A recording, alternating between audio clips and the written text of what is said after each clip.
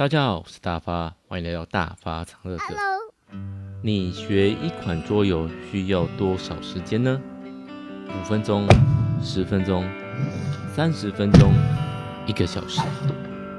有一款桌游，大发学了将近10年，才终于玩到它的完整版。这就是大发今天要介绍的桌游——农家乐。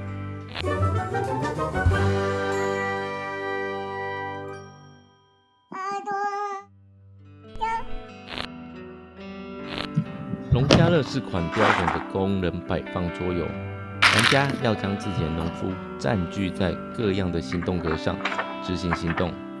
游戏的目标呢，就是看谁的农家五谷丰收、牲畜兴旺。听起来就是开心农场的生活，是吧？大错特错。农家生活呢，可没你想象那么简单。所有的能力呢，都嗷嗷待哺，需要你去喂饱他们。一不小心让他们饿到肚子，这可是大大扣分的哦。另外，别忘了这是工人摆放游戏，想要顺畅的经营农村，你也要看看有没有跟其他玩家冲突。那么，到底谁的农家可以风调雨顺、繁华丰收呢？就看玩家是否是个称职的农家子弟了。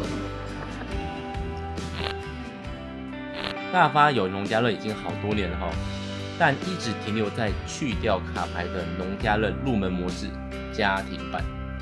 这一方面呢，是农家乐各个行动是环环相扣的，有些小细节呢需要熟悉，会影响到玩家的决策，不宜加入卡牌让局势更混乱另一方面呢，如影随形的喂饱阶段，造成玩家无形的压力，也让初次入门的新手在忙碌玩了1-2个小时之后，分数却只有少少的那么10来分推坑有点困难。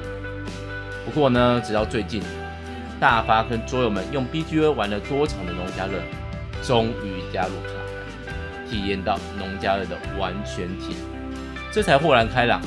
大发的思考呢，也跳脱了过去被食物追着跑的模式，更想利用卡牌组成自己独一无二的农家风景。虽然还是很怕饿到我的农夫完整版的乐趣呢，也跟原本家庭版的有所不同。若说家庭版是一步一脚印的朴实苦修模式，那么加入卡牌农家乐，就看玩家各式花样组合卡牌，每人呢都能打出截然不同的农家生活。一款桌游，2种体验又甜又苦的农家乐，等你来尝试。虽然可以用 BGA 玩很多场，但是卡牌是没有很熟悉而且呢，大发其实有的是旧版，不知道跟新版玩起来会不会落差很大。希望有空可以继续玩啦。那我们今天就到这边，我们下次见啦，拜拜。